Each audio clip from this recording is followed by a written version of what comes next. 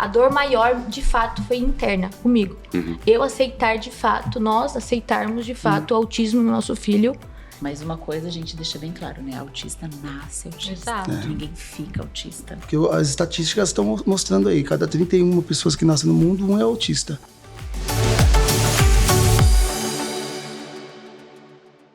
Olá, sejam muito bem-vindos a mais um Agrega Podcast. Hoje nós vamos falar sobre um tema que exige mais do que atenção. Ele exige responsabilidade coletiva. Abril é o mês da conscientização do transtorno do espectro autista, que é uma condição de neurodesenvolvimento que impacta principalmente a comunicação, a interação social e o comportamento. E ele se manifesta de forma diferente em cada indivíduo, por isso que a gente fala de espectro. A ideia aqui é sair dessa conversa com mais clareza sobre o que cada um de nós pode fazer na prática. E para isso, eu tenho a honra de receber Alan Miranda, vereador de Barueri, com atuação consistente na pauta do autismo e mais de 50 leis propostas, sendo 14 voltadas diretamente à causa. Beatriz Miranda, mãe atípica, uma voz ativa no acolhimento de outras famílias, trazendo o olhar humano e emocional dessa jornada. E Esther Pereira, engenheira, escritora, mulher autista com diagnóstico tardio, que traz uma perspectiva essencial sobre o autismo na vida adulta e no mercado de trabalho. Obrigado pela presença de vocês, antes de mais nada. É um prazer e uma honra a gente poder ter essa troca aqui. Obrigado, Thiago. Obrigada. Eu queria começar com uma pergunta para você, Beatriz. Claro. Qual foi o momento mais difícil no início da sua jornada? Aquele que ninguém te preparou. Sim, claro. Obrigada pelo convite. Uma honra estar aqui. Obrigada aí, todo mundo. Esther, um prazer conhecer você. Prazer. Thiago também. Bom, gente, sou Beatriz, eu sou mãe atípica do Heitor, de 7 anos. E é muito doida essa pergunta sua, né? Porque eu só tenho o Heitor de filho, né?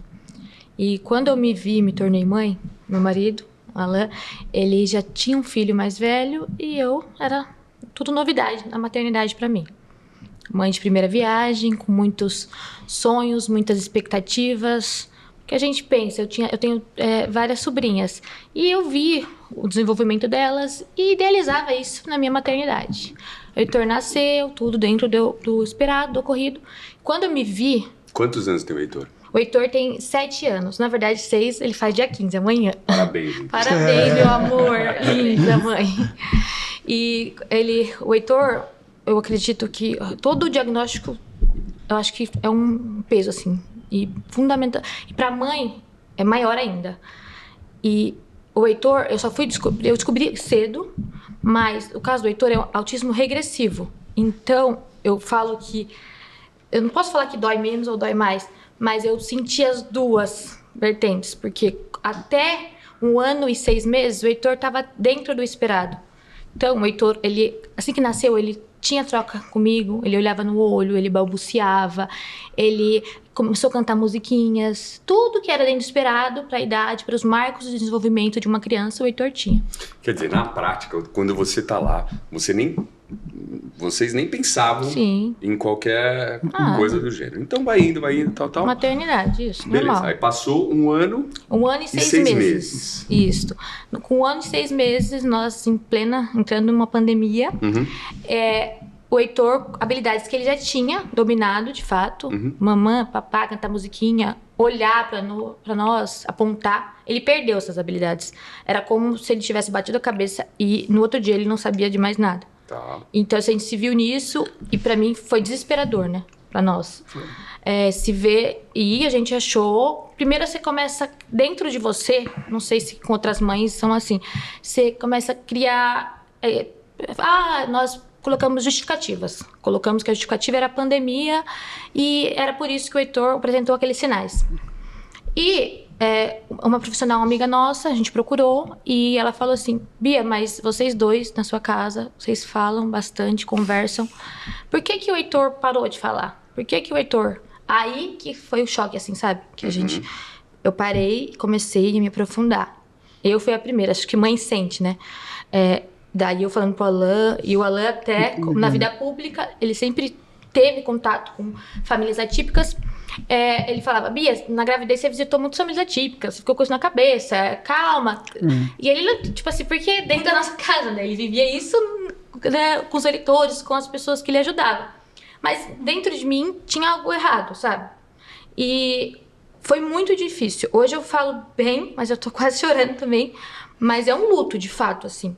Porque cai por terra. Todas as expectativas que você cria, tudo que você pensa, assim... Claro, a maternidade em si não é fácil, mas quando você se vê, é como você tá escrevendo um livro. Mas, de repente, você perde esse livro, ele se quebra, se rasga, e você fala, o que vai ser agora? O que vai ser no futuro? Então, peraí, se eu não tô enganado, você tá me falando de uma coisa, que é como as pessoas reagiam, que impacta você diretamente, né? O que mais te incomodou como as pessoas reagiam? É que as pessoas reagiam pra mim? Então, claro que as pessoas... Eu acho que as perguntas, os olhares, assim... por que ele não tá assim? Por que ele não tá assado? Mas eu acho que a dor maior nem foi essa. Porque, graças a Deus, eu sempre fui uma pessoa, assim, muito bem resolvida em questão da opinião das outras pessoas. A dor maior, de fato, foi interna, comigo. Eu aceitar, de fato, nós aceitarmos, de fato, o autismo no nosso filho. E se ver nisso e encarar, de fato, assim. Porque uma coisa que eu sempre falo para as mães hoje que a gente atende... para não negligenciar isso, porque se você nega o autismo ou alguma coisa que você vê estranha no comportamento do seu filho, você está negligenciando o futuro dele. E eu não fiz isso. Eu encarei, sofri muito e ainda sofro, mas eu segui em frente para essa batalha, né? Ainda dói muito, mas vamos seguindo. Ô, Esther, deixa eu te perguntar uma coisa. Quando veio o diagnóstico na vida adulta, tá? O que mais mudou para você? O entendimento sobre você ou a forma como os outros te viam? Foi libertador. Não tem outra palavra para falar. Tá. Além de saiu um peso das minhas costas. Quer dizer, te trouxe mais alívio do que conflito. Não, me trouxe uma paz, porque eu acho que é impossível você se amar se você tem medo de conhecer o que te compõe. Você não pode ter medo de se conhecer. O autoconhecimento, ele é libertador. Você não domina o que você não conhece. E a nossa natureza humana, ela tende a temer o desconhecido. E você cria empatia por aquilo que você conhece. O que você não conhece, você não tem empatia por aquilo. Então, o amor próprio está totalmente ligado ao autoconhecimento. E no meu caso, eu já desconfiava do meu diagnóstico desde que eu era pequena, eu era criança. E eu vivi todos os conflitos de não me encaixar e de tentar se encaixar o tempo todo. Então, aquele peso de que, né, de sou estranha, por que sou assim, tem alguma coisa de errado comigo que a gente não sabe o que isso dói. Isso dói muito.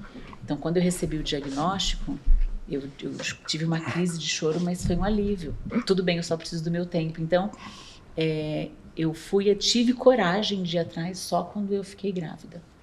Né? Porque a gente sabe que 98%, né, é genético. Então, aí eu tive a decisão e fui atrás. Então, para mim, foi libertador. E eu arrisco dizer que, para qualquer pessoa, é libertador. Me ajuda uma coisa, você falou aqui, como a gente sabe, talvez nem todo mundo saiba. Você deu um dado relevante, você falou 98% é genético, é isso?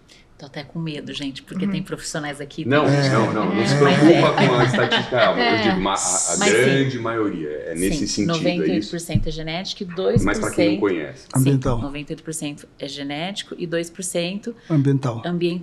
Tá. Né? Que daí envolve vários fatores. Mas uma coisa a gente deixa bem claro, né? Autista nasce autista. Ninguém fica autista. Né? Por favor. Nasce. Tela não deixa autista, né?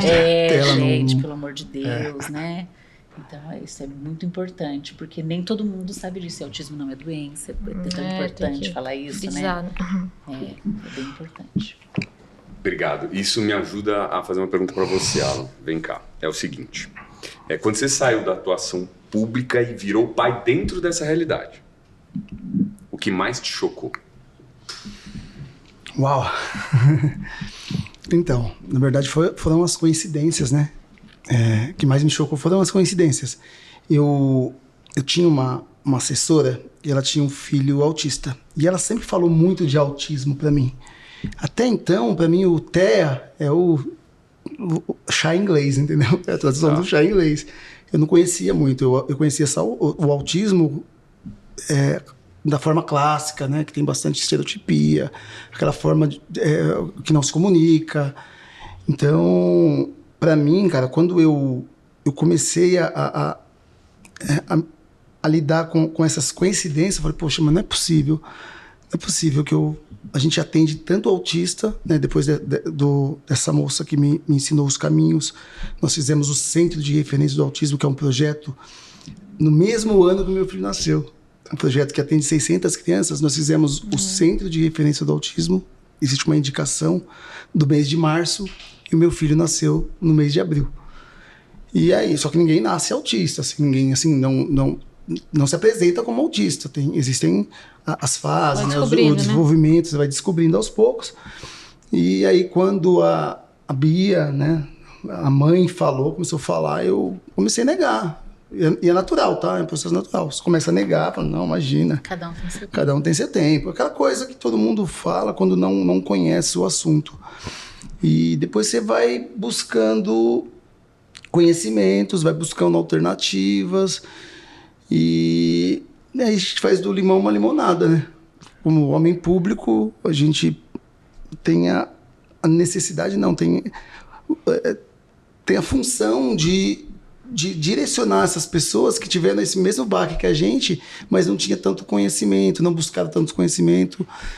Então, eu acho que eu falo assim que não virou uma bandeira política, é uma missão de vida que eu acho que Deus me deu pra gente transformar um monte de vida aí através da nossa luta, né? É uma dor mesmo. Agora sim, me corrija se eu estiver errado, mas que eu estou entendendo, o que vocês viveram na prática é muito diferente do que as pessoas imaginam. Né? O que vocês viveram na prática é diferente do que as pessoas imaginam. Onde está essa desconexão do que as pessoas imaginam e do que vocês viveram na prática? Hoje, não sou especialista, sou apenas mãe curiosa, pelo amor de Deus. O autismo, tem o autismo funcional, que desde que a criança ela nasceu, ela pode apresentar alguns sinais, tipo assim, falta de contato visual, os marcos do desenvolvimento da criança que são dentro do esperado para qualquer bebê, criança, típico, não ocorre. E tem o caso do Heitor, que é o autismo regressivo, que ele, até uma determinada idade, faz tudo que está esperado para a idade dele. Daí ela pode complementar por que ocorre ele perde essas habilidades, né? Acho que você fala melhor sobre a poda neural. Então também não posso falar. A gente fala porque a gente estudou, que é a nossa vivência. É difícil você falar do autismo assim com propriedade. Porque assim, hoje o autismo ele está em evidência. Então, qualquer coisa que você fala pode soar preconceito, pode soar, sabe, capacitismo. A gente tem que tomar todo o cuidado. E eu também não sou, eu tenho que falar isso, eu não sou especialista, não sou médico, mas nós somos pais e mães. Eu acho que... Estamos falando do Heitor, de fato. Nós buscamos conhecimentos, sim, vastos conhecimentos mesmo. Então, nós fomos estudar e nós descobrimos um fenômeno aí fisiológico que chama poda neuronal. O que os especialistas falam sobre a poda neuronal? Ela acontece, existem 3 grandes podas. Uma de 1 aos 3 anos de idade, né? Depois tem um dos 7 até os 9 anos de idade, e depois tem a poda da adolescência, que a gente chama de poda da esquizofrenia. Então, essas podas neural eu vou explicar, não de modo científico, tá? Mas eu vou explicar de maneira para que todos possam entender.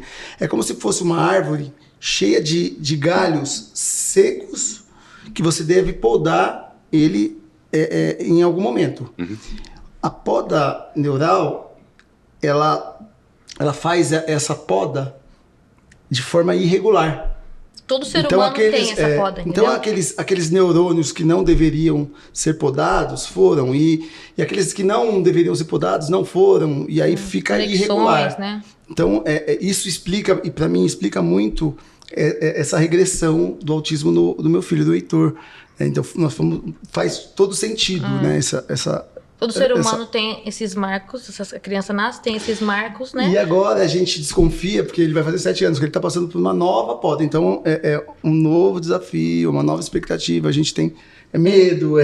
Você vê, né? E depois angústia, dessa né? regressão, que ele perdeu essas habilidades básicas, que veio o diagnóstico de fato com 1 ano e 11 meses, ele, graças a Deus, a gente teve formação, fomos para intervenção precoce, ele faz terapia desde então, e ele evoluiu.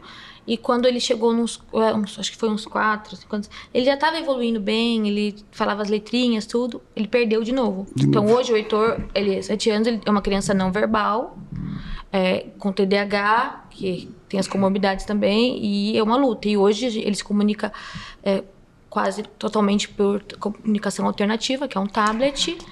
E a gente via assim, hoje ele é autista nível 2 de suporte, tem o TDAH, tem várias outras dificuldades, mas é isso aí. E estamos indo aí, tomara que não tenha tem as mais habilidades nada. Assim. também, né? Muito, Claro, você tem que ele exaltar, nada igual assim, ele nada desde os 2 anos, assim, desde 2 lindamente. anos. Olha que interessante. É um dos hiperfocos dele. Isso. Ele ama, acho eu acho que também é muito satisfatório para ele, assim, sabe? Por causa dessa hiperatividade que ele não consegue se controlar, essa busca sensorial que ele tem muito, que você deve falar melhor do que a gente. A água dá uma relaxada. A água é fantástica. É maravilhoso. Engraçado, né? Eu também, todos nós aqui falamos com base nas dores que temos, né? Isso. E eu ouvi também, porque eu fui atrás também, a Radassa, minha filha, ela Como ela chama? Radassa. É pra ela também. Beijo, filha, mamãe te ama. Ela apresentou algumas coisas que me chamaram bastante atenção. E aí eu fui atrás, falando sobre a poda neural, me corrija e me perdoe se eu estiver errada, mas também tem uma coisa muito maravilhosa na própria terapia, que quando você faz a terapia consecutiva, de segunda a sexta, você vai estimulando e o cérebro cria novas conexões neurais. Isso. Né? Então, assim... Repetição, né? Exato. Então, existe esse caminho também. Sim. Né? E eu acredito muito que é um caminho válido. E eu tenho certeza que o Alan vai ter muito sucesso nesse caminho. Amém. Tá? Eu acredito de fato. E que bom que ele tem uma comunicação alternativa e que ele se adaptou. Isso é maravilhoso. Isso é maravilhoso, porque isso desestressa, né? Porque você não conseguir se comunicar, até nós que somos adultos, a gente fica estressado. Imagina uma criança, né? Então, o fato dele conseguir se comunicar, nem conheço, mas eu imagino que ele deve ter ficado muito mais calmo. Com o Heitor, eu acho que agora que a gente começou a introduzir, porque ele já tá, como ele já tá um rapaz, ele não é mais uma criança pequena, então ele tá ajudando muito, assim, porque as crises a gente consegue, antes que aconteça de fato, com a comunicação, se ele quer ir embora do lugar, se ele quer... E o que você falou é muito importante, que nas terapias eles falam, Bia, a gente trabalha com repetição, porque é com a repetição que você consegue retomar essa sinapse, que é a ligação de um neurônio do outro que foi quebrada. Exato. Então a gente está batalhando para construir de fato novamente essas ligações do Heitor que se perderam e ajudar ele, né? E criar novas habilidades que ele vai descobrir conforme ele se desenvolver. Né? E isso é maravilhoso. Então, você viu o quanto é complexo, Thiago? É verdade. Isso funciona. Eu tenho um caso quando minha filha fazia terapia numa determinada clínica, que tinha um menino que achavam que ele era não verbal, mas na verdade ele não era não verbal. Ele só falava em inglês. Então, assim, é interessante, porque às vezes, por exemplo, a nossa língua, eu tenho um déficit absurdo com a nossa língua, porque tem coisas que não faz sentido. E às vezes, aquela confusão que traz te irrita e você quer ficar em silêncio. E a própria comunicação, né, da criança como um todo, a comunicação por si só, ela tem muito estímulo, né? Ela tem uma sobrecarga muito grande.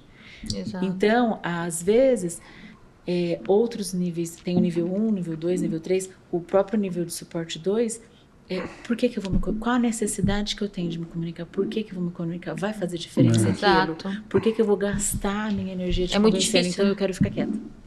Então, tem isso. Então, a comunicação alternativa, tem muitas pessoas que têm preconceito quanto a isso. Ela não vai deixar ele falar. Vai se acomodar. E não, é maravilhoso. É maravilhoso. A gente se comunica através da escrita, né? Estimula, Adolescente, né? você Muito, quer né? desabafar com alguém. Não sei, acho que hoje as adolescentes hoje não tem mais Mandar uma diário. cartinha. Isso desestressa. Então, essa comunicação alternativa para o autista é maravilhoso. Certeza. É maravilhoso. E às vezes, né, buscar línguas alternativas. Eu falo isso porque às vezes a Radassa mesmo, às vezes ela, mamãe, em que língua que tá? Tá em espanhol? Ah, pode deixar em espanhol. Ah, pode deixar em inglês. E a Às gente vezes não ela sabe o tem. tamanho da capacidade que eles têm, né? Exato. Esconde muito jogo, né? Porque eu vi um Exato. vídeo esses dias de uma criança que era nível 3 de suporte e não verbal. E falaram que... E também com DI, deficiência intelectual. E falavam que ela não ia... Sempre já rotularam ela como escrever. Daí tava... Esse vídeo mostrava a criança perto da piscina com as letras e ela escreveu uma palavra, acho que estruturada, uma coisa assim, uma palavra. Do nada ele pegou. E dela falou assim, quem diria, né, que uma criança nível 3 de suporte, que falaram que ela não sabe ler, escrever, mas como que você vai saber? Às vezes a criança não tá mostrando isso, sabe? Uma coisa interessante que eu um dia, gente, eu creio que vai sair esse negócio de rotular um nível de suporte em você. Por quê? O nível de suporte, ele é mutável. Né? Sim, total. Então, como que quando as pessoas falam, você foi diagnosticada com qual nível de suporte? Eu acho que isso Se não rotula, deveria ser né, referência, porque isso muda, né? Tanto quem é nível 1 de suporte, Pode regredir. passando por alguma coisa, você fica nível 2 de suporte. Verdade. Teve momentos da minha vida que eu me enxerguei, você estava falando do próprio Rick, eu sei que não é na mesma intensidade, mas teve momentos que eu identifiquei que eu não conseguia fazer coisas que eu fazia antes. Eu não tinha a mesma habilidade. Eu perdi aquela capacidade, seja de comunicar, seja de me socializar. Eu já não conseguia ter aquele raciocínio rápido. Eu não conseguia mais me ver em determinadas situações que antes eu conseguia numa boa, né? Então, graças a Deus, hoje isso já melhorou muito. Terapia é uma coisa maravilhosa. Eu recomendo isso, inclusive, para todas Qualquer as pessoas. ser humano. A gente cuida, a gente faz exames periódicos no corpo. Por que a gente tem esse preconceito com a mente, né? Que é uma coisa que comanda tudo e que está ligado em tudo, né? Então, eu acho que as pessoas deveriam, acima de tudo, independente de qualquer coisa, faça terapia, né? Quem convive com você vai agradecer muito. As pessoas, se todo mundo fizesse terapia, o mundo seria muito melhor. Com certeza. Agora você está falando muito de desafios, né? A gente eu acho que desafios é o que a gente tem aqui na mesa. Me ajuda um pouquinho a entender o seguinte. Qual que é o preconceito para você, Esther, velado, que mais te incomoda no dia a dia? Olha, é interessante porque, por exemplo, a Radassa hoje tem 5 anos. Eu fui laudada quando ela tinha uns 4, 6 meses. Eu demorei mais de 2 anos para ir ali no centro de Barueri e tirar a minha carteirinha. Eu demorei muito tempo para ter coragem de usar o meu cordão. Eu fiquei, quando a Radassa nasceu, eu tive a oportunidade de me dedicar a ela e eu voltei para o mercado de trabalho, e eu trabalho na parte de TI recentemente, ano passado. E eu fiquei naquela dúvida, e aí, eu vou ou não com o cordão? Eu falo ou não na entrevista que eu sou autista? Quando eu falei, não, eu vou pro mercado de trabalho, e aí, eu falo ou não? Então, tem isso. Eu acho que o primeiro preconceito tá em nós mesmos. Né? Desafio, então, né? Dos olhares. Exatamente. Aquilo de aceitar, né? Aceito, mas aceito até que ponto? E você foi, você fez, o que você sentiu Não, assim? então. Aí, o que eu fiz? Na verdade, antes de voltar mesmo pro mercado de trabalho, aconteceram algumas coisas assim que eu não tinha planejado. E isso é um desafio absurdo. Porque previsibilidade é de Deus. Chega a dar uma calmaria na alma, sabe? Mas tudo bem. Eu não podia ter filhos, eu fiquei grávida da Radassa. E aí, você estava falando que você viu as suas sobrinhas, né, se Sim. desenvolver. Eu também, eu era a tia, né? Literalmente. Ficou pra tia. Exatamente isso. E aí, eu tinha lembranças de como que era a gestação das minhas irmãs. E eu lembrava de uma coisa fantástica que, me corrija se eu estiver errada. Toda grávida, ou pelo menos a maioria delas, a gente é um poço de romantismo com a barriga. Mas o mundo de fora... Ai. E eu queria que minha filha soubesse disso, porque quando a criança nasce, a gente fica com aquela responsabilidade de criar. Você não quer dar vacina, mas você tem que dar, né? Então, você não é a mãe legal, você vai ser a mãe que vai cuidar. E tanto que você pergunta pra Radassa hoje quem é o ser humano mais bravo do mundo, ela fala minha mãe. Então ela precisava saber que a mãe não é dela. só na tua casa. Exato. E eu quis passar pra ela. Então eu tive assim um desejo de escrever pra ela. E aí, quando eu tava correndo atrás para fazer o aniversário dela, um dos aniversários, eu achei e falei, nossa, eu não tenho... Porque ela nasceu prematura, ficou 49 dias na UTI, então eu parei o livro. E aí eu vi e falei, nossa, eu preciso terminar isso. Então, eu fui para fazer, eu queria fazer um exemplar só para entregar para ela, e aí tiveram o interesse de publicar, me convidaram para publicar o meu primeiro livro, que foi dedicado para Radassa. Com isso, eu estava totalmente ausente do mundo. Eu não tinha rede social, eu não estava trabalhando. E aí esse livro, ele me empurrou para me tirar da zona de conforto. Foi aí que eu fiz redes sociais, foi aí que eu falei, nossa, eu sou obrigada a sair aqui da minha caverna, né? Então, foi aí que eu comecei a explorar um pouco mais, né? Voltar a trabalhar a minha habilidade E depois do diagnóstico. social. E depois do diagnóstico. E quando eu fui fazer isso, eu já falava de autismo, eu já comecei a falar do autismo porque eu também já estava com outros projetos, esse segundo livro, por exemplo, de focar mais nisso, porque a necessidade, por mais que hoje em dia tá em foco, a necessidade de você falar da sua vivência, de você falar sobre aquilo, é isso que quebra o preconceito. Sim. Você não quebra o preconceito de alguma coisa que é tabu. Então é importante falar, né? E hoje em dia eu conheço. Dá voz. Sim, e é importante a gente falar, por exemplo, eu achei muito importante você falar sobre a própria negligência, porque eu lembro que eu ouvi, inclusive, de um primo meu, ele é casado com a minha prima, que eu nunca vou esquecer dessa frase dele. A primeira vez que a gente conversando, ele falou, olha, nasce uma mãe, nasce uma culpa. É surreal a sensação de culpa que a gente tem em relação a tudo. E, por exemplo, a Radassa, ela é diagnosticada. E quantas vezes, eu sou nível 1 de suporte, a Radassa também. Quantas vezes eu não paro e penso e fico, mas será que é mesmo? Será que eu não estou projetando? Será que não é isso? E aí depois eu fico até com a consciência pesada, né? Porque quando acontece isso, ela vai e tem uma crise. Aí eu falo, não, é mesmo. Está todo dia assim, né? Entende? E assim, a tendência, uma coisa que é maravilhosa, é que quanto mais você dá o tratamento precoce, as terapias, a tendência é exatamente melhorar. Isso. A tendência é as pessoas olharem e falar, Não é autista. Você não é. Mas Exato. a pessoa que vai saber o que ela superou. Então, o que eu quero é que a minha filha não passe o que eu passei na minha adolescência. Que eles olhem pra ela e falam, você não é autista não, daí é outro preconceito, né? Você nem é autista. Sim. Agora, legal, me fala uma coisa, você acha que essa dor, vocês acham que essa dor que mais se repete, por exemplo, essa e que a sociedade insiste em ignorar? Eu acho que sim. Porque não conhece as lutas, né? Sim. O dia a dia. Hoje, que as redes sociais, elas são muito... Só mostram a coisa linda, maravilhosa. Romantiza muito hoje. Ninguém vê, eu e a Bia, a nossa luta, que o Heitor, quando acorda às 3 horas da manhã, ele não dorme mais. Aí a gente tem que trabalhar no outro dia, pela manhã. Ele tem que ir pra terapia todos os dias. Vários medicamentos. Vários medicamentos. E aí, daqui a pouco, ele começa a soltar as primeiras palavrinhas. Fala, nossa, olha como ele evoluiu. Ele evoluiu rápido, né? Eu quero muito que eles cheguem na fase e as pessoas falam, ai, nossa, evoluiu muito, né? Mas ainda não é esse fato. Mas o que está acontecendo hoje, eu acho, né? Que eu tô muito feliz que hoje se fala muito do autismo e tem que se falar mesmo cada vez mais. E as pessoas até pra gente, acredito pra você também, muito mais. Às vezes só se fala do autismo, só fala do autismo. Mas sim, você tem que dar voz porque é a sua vivência, a sua verdade. E só quem passa de fato por isso, eu falo assim, né? Que a gente tá no nosso direito de fala, com propriedade. Então, é verdade. Por que a gente atinge tantas famílias atípicas hoje em Barueri e até nas outras cidades? Porque a gente fala do nosso coração, da nossa vivência. Sim. E as pessoas, acho que mãe atípica, pai atípico, quem, assim, sabe?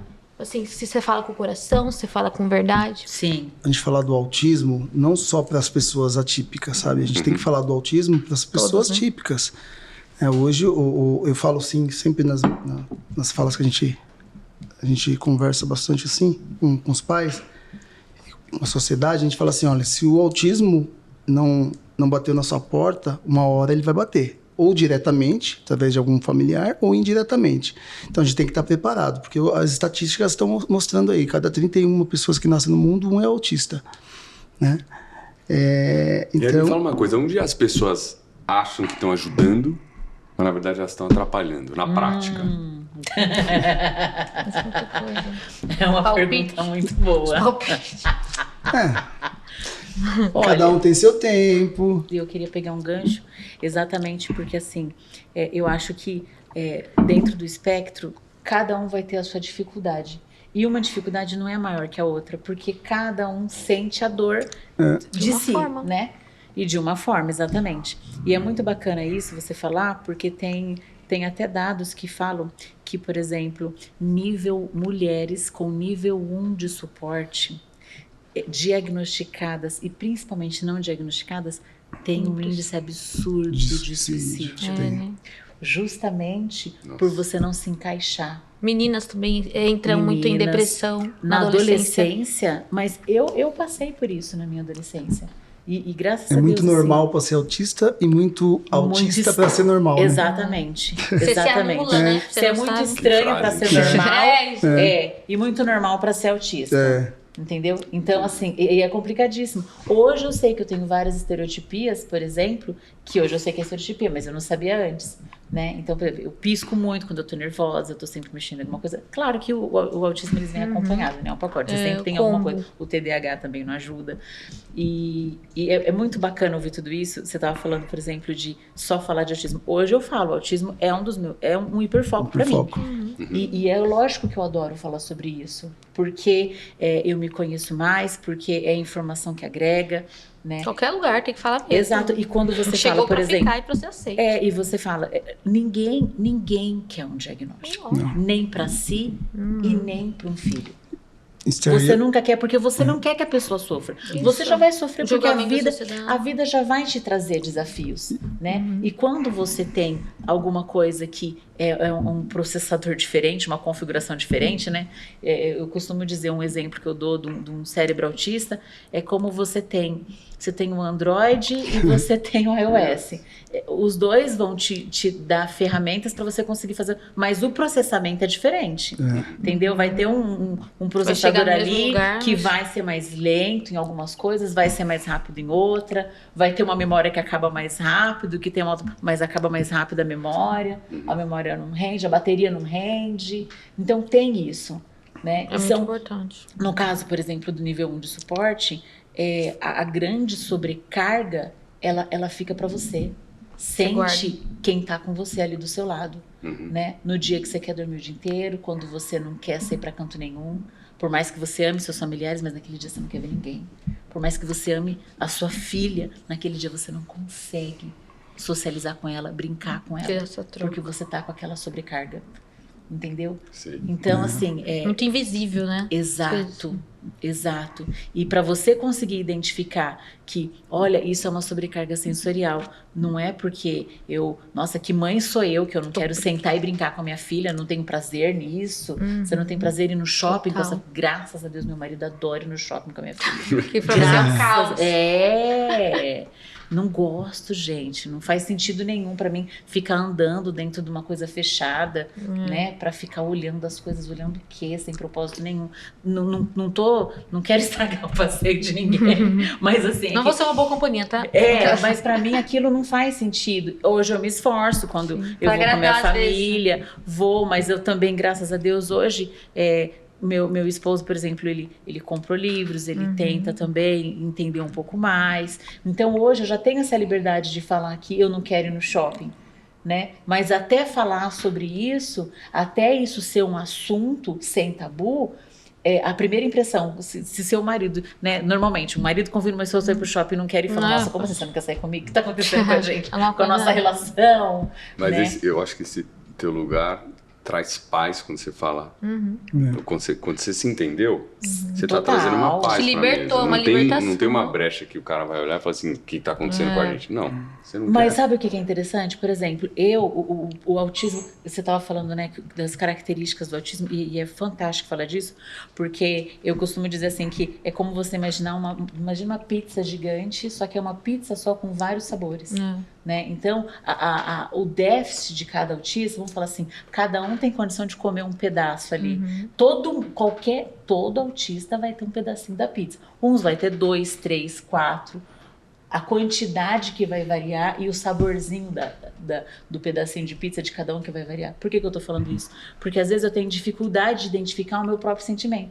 Às vezes acontece uma situação que eu paraliso, que eu não vou saber se eu tô chateada, se eu tô com raiva, se eu tô irada ou se eu tô completamente indiferente em relação àquilo. Eu tenho, dependendo da situação, eu tenho um delay para interpretar a minha própria emoção. Muito doido isso, né? E isso é uma coisa que ninguém vai saber se eu não falar.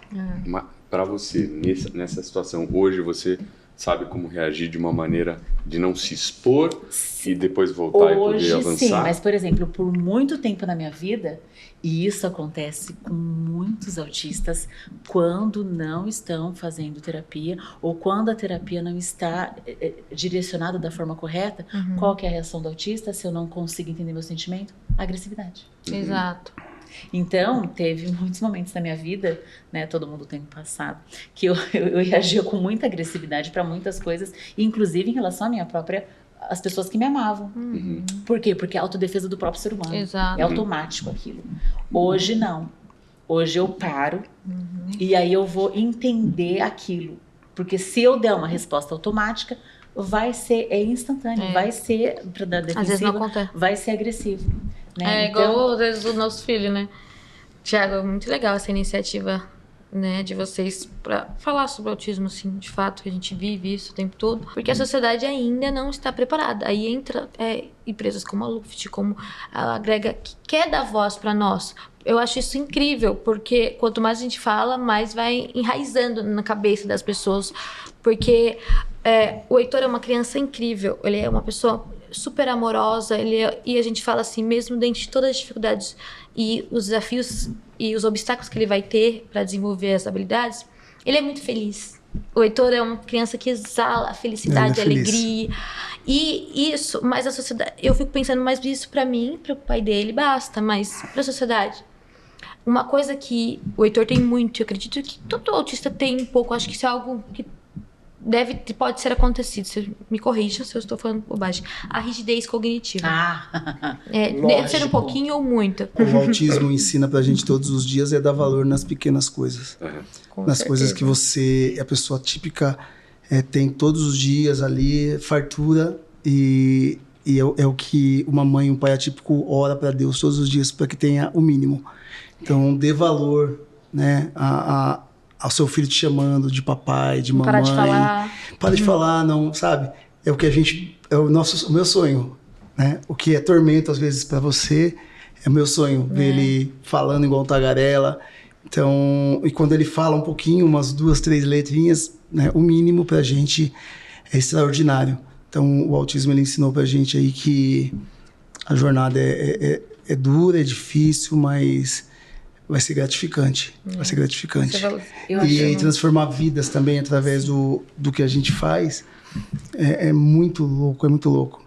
Porque assim, olha que como é complicado, ó. A gente lidar com várias situações todos os dias. E às vezes a gente não consegue lidar com uma situação dentro de casa. Ajuda então tanta gente, vem toda uma sociedade atrás de ajuda pra gente, e a gente consegue ajudar e fica feliz, e às vezes a gente não consegue ajuda dentro de casa, entendeu? Então a gente se culpa por isso, Então é um turbilhão de emoções, né? O autismo, uma montanha-russa de emoções. Sim. Mas eu acredito que tanto que vai ser gratificante, vai valer a pena aí, transformar vidas através da nossa... Você ia falar? Eu ia falar que, na verdade, assim, é engraçado, né? Porque, às vezes, o que é hiperfoco do autista existe mais... Ele tem prazer em falar, não gera sobrecarga. Sim. Sim, vai ter sobrecarga de qualquer forma, mas, assim, é uma satisfação falar daquilo. Então, esse menino, inclusive, que eu conheci na terapia, era muito engraçado que, além dele ter dificuldade com o português e falar outra língua, ele só falava do que era hiperfoco dele. Sim, interessante. Então, às vezes tem muito isso, né? Então, às vezes a gente quer tirar, não estou falando isso de vocês, mas tem situações que eu já vi de querer tirar aquele hiperfoco da criança, e às vezes aquilo é exatamente trabalhando aquele hiperfoco que vai conseguir desenvolver outras habilidades de forma natural, porque ele vai ter prazer naquilo. Eu acho que é isso mesmo, faz muito de encontro, pra você ver, né? Eu tenho uma curiosidade, o seguinte, e aí, claro, se você souber, mas eu imagino que a gente possa tentar achar um caminho aqui.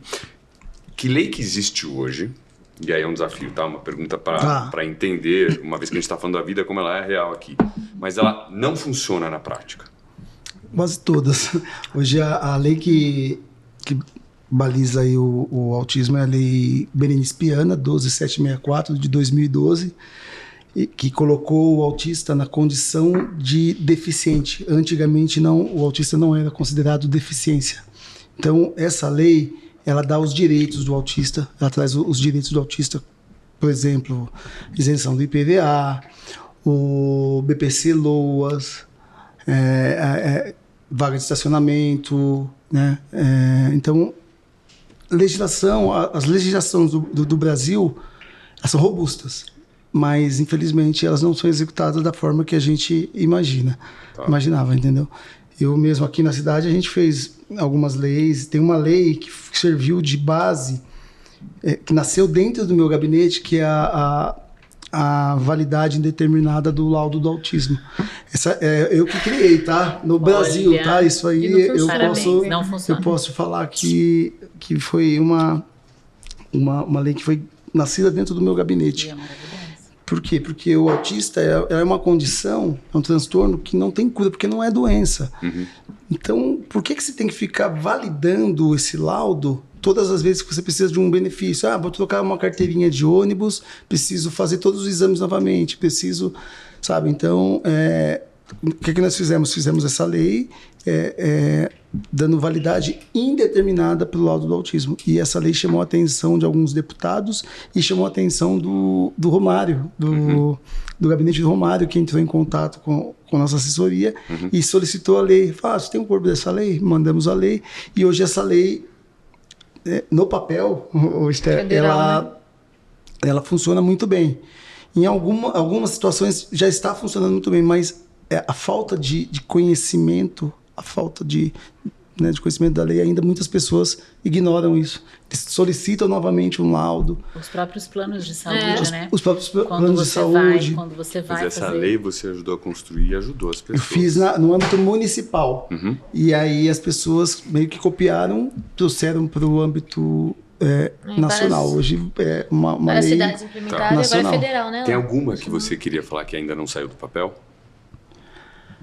Tem muitas. Tem muitas. A gente fala muito de capacitação de profissionais na rede pública, né? Dos professores. Hoje eu fiz aí nós fizemos a lei aí do enquadramento dos professores de inclusão na minha cidade, em Barueri. Foi uma lei que eu fiz, que nós conseguimos 600 professores para cuidar dessas crianças com deficiência. E a maioria desses professores, eles já são formados, mas não tem uma capacitação específica para cuidar do autismo, por exemplo. Então nós já solicitamos isso não funciona. Tá, agora vem cá, aqui a gente está falando nesse sentido das leis, do que não sai do papel, E a gente está falando com muitas pessoas aqui, tá? Tá. Como a gente no começo falou que a gente vai entender na prática, o que você gostaria, uma vez que você está bastante envolvido nesse assunto, que as pessoas parassem de fazer imediatamente? Se a gente pudesse mudar agora com a nossa voz, entendi que a lei é o caminho que você está trabalhando. Maravilha. Agora, se alguém ouvir aqui e a gente puder falar alguma coisa, e depois eu posso estender a pergunta, o que eles deveriam parar de fazer imediatamente? Falando da sociedade, né? Isso. A sociedade tem que parar de tratar os neurodivergentes como pessoas incapazes, né? Cada um tem sua limitação, tem a sua capacidade. E o poder público, ele tem que ter um olhar, né? Um olhar mais empático para essa causa, que vem crescendo no nível mundial, né? Porque, como eu disse, a gente tem que falar de autismo para quem está envolvido e para quem não está envolvido, principalmente para quem não está envolvido. Tá? Então, é uma sociedade mais empática, né? Um olhar mais humano, que essas leis sejam implementadas pelo poder público, de fato, porque vai transformar vidas, vai ajudar pessoas. A gente que formula essas leis, eu acho tão simples, sabe, de executar, cara. Se eu tivesse a caneta do executivo, a gente conseguiria implementar tantas leis que ia transformar a vida desse povo. E aí a gente fica esperando acontecer e nada acontece. Então é isso, eu acho que tem que executar, né, de forma prática essas leis, né, em relação ao serviço público e empatia da sociedade. É isso. Esther, eu vou tentar juntar um pouquinho aqui para o ambiente, do que a gente está falando, para o ambiente de trabalho. Qual foi a situação mais desafiadora que você viveu no ambiente de trabalho? Os momentos mais difíceis da minha vida, no ambiente profissional, eu passei antes do diagnóstico. Eu passei antes do diagnóstico quando eu era obrigada a estar numa reunião, quando eu ouvi várias vezes: olha, você é muito estranho, você assusta as pessoas, porque você não pode falar tudo o que você pensa. Você não pode demonstrar na sua face o que você está pensando. Você precisa saber disfarçar, mas fazer tudo aquilo... Eu sei que todo mundo às vezes tem essa dificuldade, mas a questão não é a dificuldade em não fazer, é não conseguir fazer, é eu me esforçar ao máximo, mas conforme a pessoa vai falando alguma coisa que me desagrada, o meu olho arregala, a minha expressão muda, e detalhe, eu tô tentando disfarçar, esse é o ponto, não é que eu abri mão e chutei o pau da barraca, isso é o meu lado me esforçando, esse é o ponto. Ah, mas você não tem filtro, você fala o que você pensa. Não, vocês não estão entendendo. Isso que vocês estão achando que não é ter filtro, eu já estou usando o máximo de filtro que eu posso. Eu estou ali me esforçando. Esse é o ponto. Então, às vezes, as pessoas falam assim: ah, mas então todo mundo tem um pouco de autista, porque eu sou assim também. Legal, você é assim também. Tá bom. E depois, então, você também tem aquele... Porque o negócio, por exemplo, do nível de esporte é o depois, né? É a sobrecarga que vem depois. Hoje... eu posso dizer para você, e nisso, assim, parabéns, né, por uma empresa corporativa que não é da área da saúde, né, tá promovendo isso. Então, parabéns para a Luft, parabéns para a Grega, de estar promovendo esse espaço, né, e que fique de exemplo, né, porque é uma empresa que não trabalha na área da saúde, que não tem nada a ver com isso, mas que dá a voz a isso, usa o poder que tem para dar voz a pessoas que não têm esse poder. Então, isso é maravilhoso, porque é só assim que a gente consegue mudar aquela realidade. Como assim eu volta muito gosto? forte o que você falou agora, daquilo que você falou: todo mundo tem que ter o direito, deveria ser dever, né? Mas tem que ter o direito de saber, né? Sobre si mesmo. Sim. Que é o que você falou que foi o teu desafio, tua luta.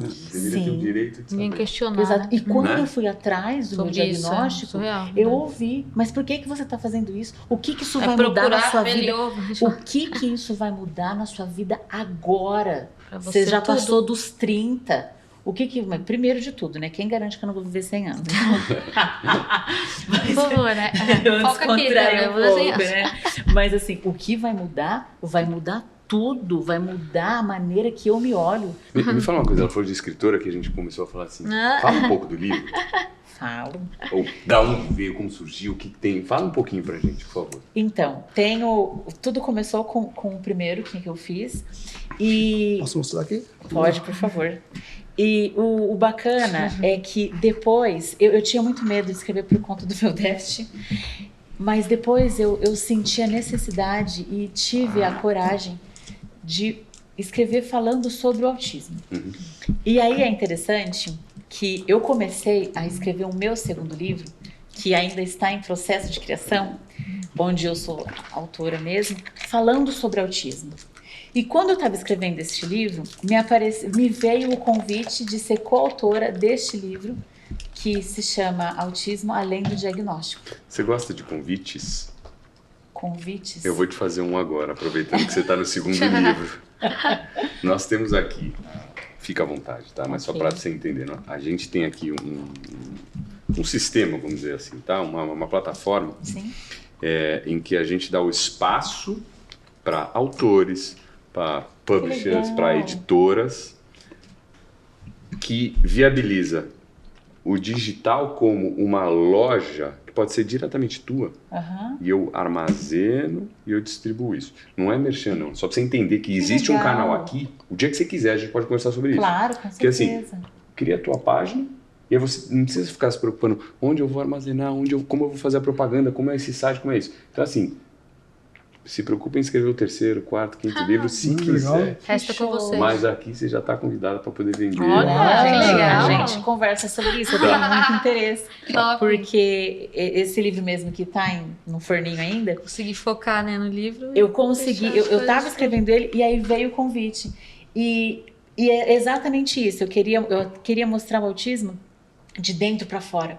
Porque às vezes a gente fala e para que todos conheçam, a gente fala da estereotipia, a gente fala de tudo aquilo que é de comorbidade, aquilo que é visível. E eu queria falar do autismo de dentro para fora. Eu queria justamente falar, por exemplo, que hoje eu me entendo. Eu me culpava muito, às vezes, quando minha mãe, eu era adolescente, ela queria me fazer um carinho e aquilo me incomodava. Eu me sentia uma filha horrível. E hoje eu sei que tá tudo bem.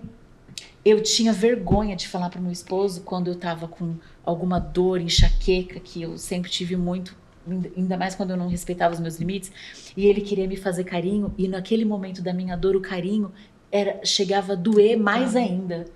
E eu falava, como é que eu vou falar para ele? Não faz carinho agora não, porque é normal do ser humano você, né, fazer um carinho ali, e qualquer toque super crescia aquela dor em mim. Aí eu sou coautora desse livro, que para mim foi um marco, porque eu falo dele, eu sou uma das únicas coautoras que sou autista falando de autismo. Né? Cada um tem um pouco a contribuir, mas a maioria são pessoas que são profissionais da área. Talvez ignorância completa minha, tá? Imagina. Mas deixa eu perguntar, porque eu não posso me furtar de fazer isso. A pessoa que está assistindo, ou seja lá quem for, isso aqui vai rodar. E eu quero falar cada vez mais sobre isso dentro ou fora da câmera. Eu vou perguntar um bando de coisa, tá? Bacana. Se sentiu alguma similaridade com isso que a gente está conversando, não foi diagnosticada e quer buscar saber se é ou não, se tem o transtorno ou não. O que você recomenda? O primeiro caminho, né? Qual o primeiro passo?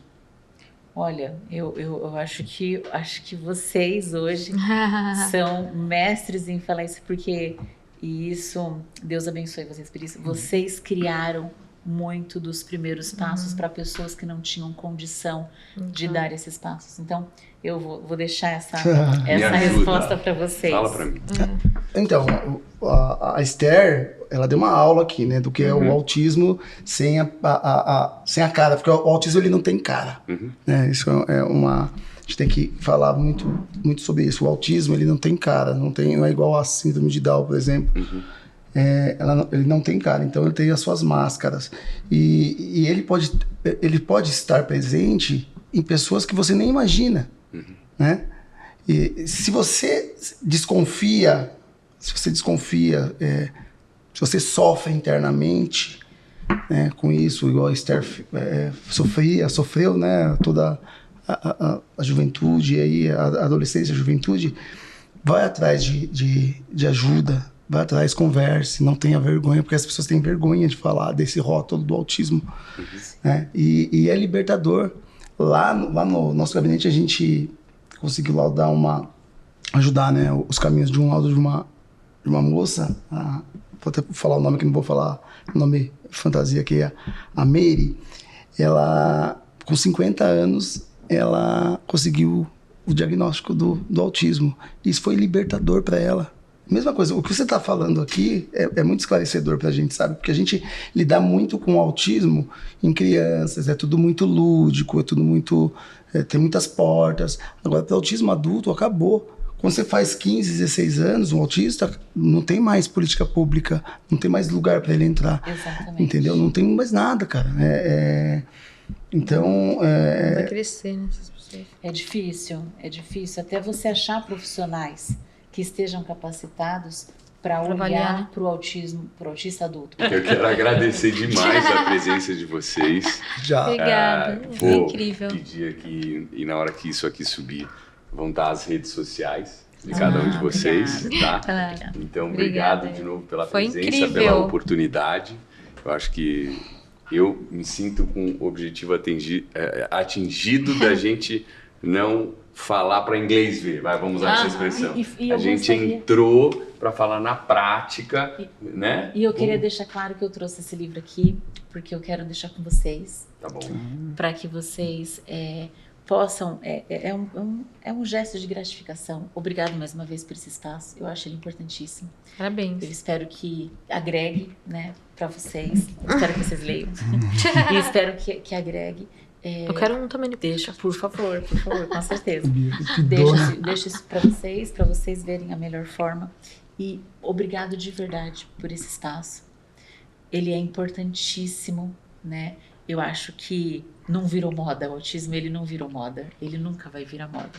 Porque isso não é moda, né? Eu acho que é até um jeito pejorativo de falar sobre algo que é tão sério, né? E que tem um lado de muita dor envolvida nisso. Então, obrigado por esse espaço e obrigado vocês pelo trabalho que vocês fazem, que faz muita diferença, alcançando tantas vidas e, inclusive, vidas de pessoas que são da minha família. Obrigada, Deus abençoe a todos vocês. Obrigado a vocês. Parabéns. Obrigado a vocês. Obrigado, Thiago. Valeu. Uma honra aí, né? É uma honra. Maravilha. Obrigado mesmo pela oportunidade, pela Luft, pelo convite. Nós estamos à disposição aí para poder levar. O autismo acho que tem que ser falado em todos os lugares, na igreja, na sociedade civil, nas empresas, né? Porque é algo que um dia vai bater na porta de alguém e aí a gente tem que estar preparado. Eu quero uma provocação para você que chegou até aqui. O que você vai fazer diferente amanhã? Já. Tá? Obrigado, se inscreve no canal. Aperta o seu like e fica ligado nos próximos episódios. E hoje não tenho como acabar senão agradecendo de coração a todos vocês. Obrigada. Obrigada. Obrigada a vocês.